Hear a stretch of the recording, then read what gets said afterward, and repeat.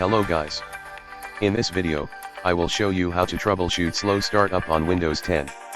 If you experience slowness between logging in and actually getting to use your computer, too many programs running at startup could be the culprit. Upon installation or even sometimes when updating, a lot of software sets itself to automatically run at startup. If you have dozens of apps loading as soon as you log in, this can really bog your system down. To manage your startup apps, open the Task Manager. You can do this from the Win+X menu, or from the Ctrl+Alt+Del menu, or by right-clicking a black space on the taskbar. Once the Task Manager is open, click the Startup tab, where you will see all your startup apps listed.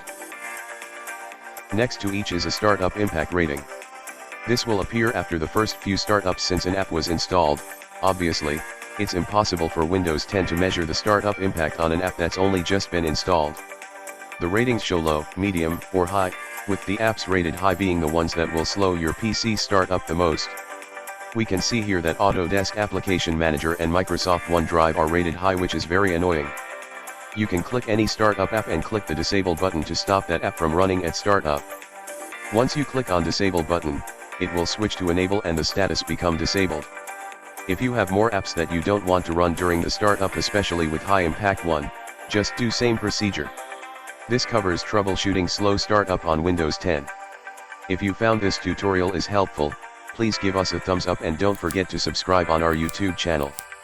Thank you very much for watching and have a great day.